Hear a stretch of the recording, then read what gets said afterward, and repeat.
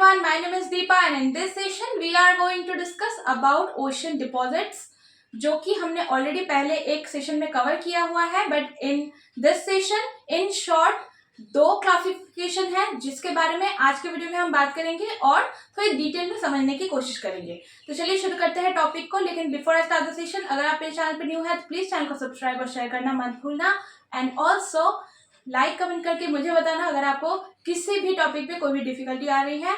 And playlist check करना और साथ ही साथ डिस्क्रिप्शन भी चेक कर लेना, आपको लिंक्स अवेलेबल वहां पर मिल जाएंगी डिफरेंट वीडियोस की. तो चलिए शुरू करते हैं. देखते हैं कि ब्रॉडली हम हमारी ओशियन की जो डिपॉजिट्स हैं उनको किस तरीके से क्लासिफाई कर सकते हैं. तो इसके पहले मैंने 4 क्लासिफिकेशन बताया था: टेरिजेनस, बायोजेनस, हाइड्रोजेनस एंड कॉस्मोजेनस. डिपॉजिट्स तो होती ही हैं ये, लेकिन बेसिकली इनको जो हमने ये 4 क्लासिफिकेशन किया है इनको हम ब्रॉडर किस कैटेगरी में डाल सकते हैं. ये 2 कैटेगरीज हैं जिनको हम उन 4 जो कैटेगरीज हैं उनसे क्लासिफाई करेंगे, यानी कि ये ब्रॉडर हैं. अब वो 4 जो कैटेगरीज हैं उनको हम इसके बेसिस पर क्लासिफाई करते हैं. आई होप कि आपको समझ में आ गई होगी. तो बात करते हैं, देखते हैं कि क्या क्या है यहाँ पर हमारे लिए ओशन डिपॉजिट्स में.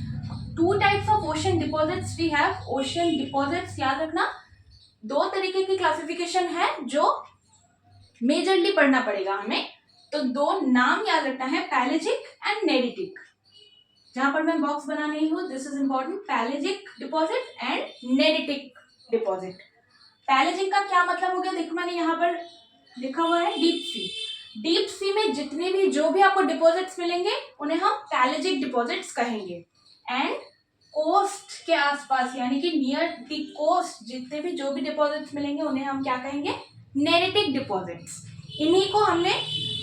इन्हीं के बेसिस पे हम वो 4 जो भी क्लासिफिकेशन है फर्दर उनको डिवाइड करते हैं. अब आपको समझने में बहुत ही आसानी होगी कि पैलेजिक में क्या आता है, नेरेटिक में क्या आता है. अब आप उन 4 क्लासिफिकेशन को विजुलाइज करने की कोशिश करिए.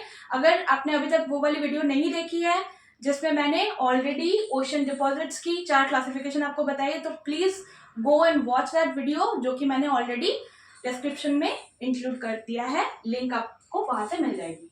अब देख लेते हैं पैलेजिक में कौन कौन सी चीजें इंक्लूड होती हैं. उज एक बहुत ही इंपॉर्टेंट डिपॉजिट है जो हमें डीप ओशन में देखने को मिलती है. इसका डेप्थ 4500 मीटर है.